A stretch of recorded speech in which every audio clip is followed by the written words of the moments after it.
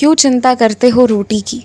मैंने कहा था ना, जो मेरी शरण में आएगा वो बहुत महफूज रहेगा। कभी तुम्हें रोटी के लिए, कपड़ों के लिए, अपनी छत की परवाह नहीं करनी होगी। वो सब मेरी जिम्मेदारी है।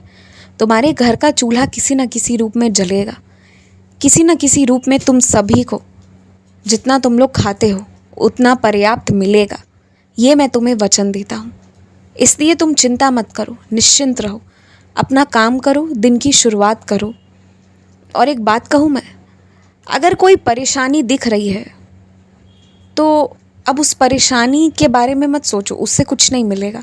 उसके क्या क्या विकल्प हो सकते हैं, और हमेशा विकल्प 2 या 3 होते हैं।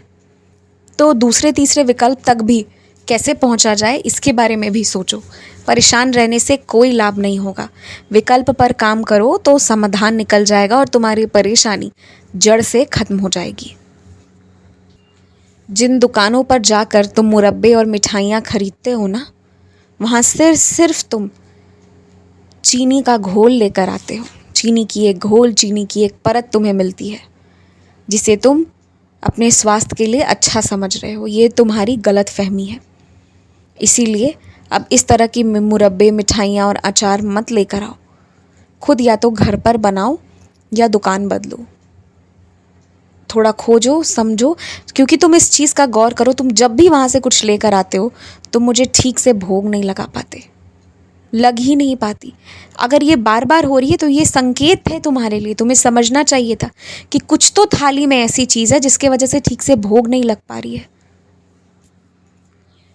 तुम्हारे घर की दीवारें और कोने जो गंदे होते जा रहे हैं ना, आज उनकी सफाई कर लेना। फिर पूरे हफ्ते तुम्हें दूसरे काम में लगे रहना है, संभवतः इतना समय ना मिल पाए। इसलिए आज अच्छे से सफाई कर लेना। और जो पौधे लाकर रखे हो उन्हें आज अच्छे से अपने गमलों में बिठा देना, उनमें पानी देना और उनकी सेवा करना। और अगले 1 हफ्ते बाद जाकर देखना वो कितने सुंदर से बड़े होने लग जाएंगे। तो क्या हुआ, इस बार पूरा परिवार नहीं जा रहा है तो? तुम्हें जब पढ़ना लिखना मैंने सिखाया है, तुम्हारे हाथ में फ़ोन है, तुम्हारे पास पैसे हैं, और सबसे बड़ी बात है तुम्हारे पास ज्ञान है, तो फिर अपने ऊपर भरोसा करो और सफ़र के लिए तैयार हो जाओ। जो सफ़र पे तुम्हें जाने कहा जा रहा है दूर है तो क्या हुआ, तुम्हें रेलगाड़ी से जैसे भी तुम्हें जाना है तुम जाओ, तुम पहुंच जाओगे। तुम्हें अपने ऊपर इतना विश्वास करना चाहिए। डरने घबराने जैसी कोई बात नहीं है। और तुम मेरी सच्चरित लेकर चलो ना, फिर तुम्हारा कोई कुछ नहीं बिगाड़ेगा।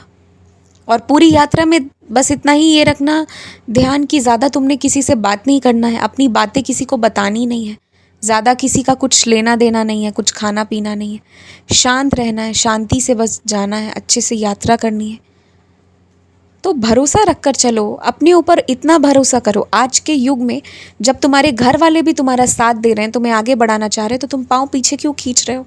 आगे बढ़ो। जो चीज़ पहले नहीं की वो अब करो। और कभी कभी इंसान जब अकेले भी रहता है और अकेले भी जाता आता है ना, जो विचार आती हैं, जो चीज़ें होती हैं उस दौरान, उससे भी तुम अपने आप से मिलोगे। तुम्हें अपने शौक़ के बारे में भी पता चलेगा। जिन लोगों को तुम जानते हो कि अभी उन्हें खाना पकाने में या किसी भी रूप में असुविधा हो रही है, जिसके वजह से वो नाश्ता नहीं कर पा रहे, खा नहीं पा रहे, तो तुम उनके लिए 2 रोटी अलग से बनवा दो। बहुत तुम्हें आशीर्वाद मिलेगा।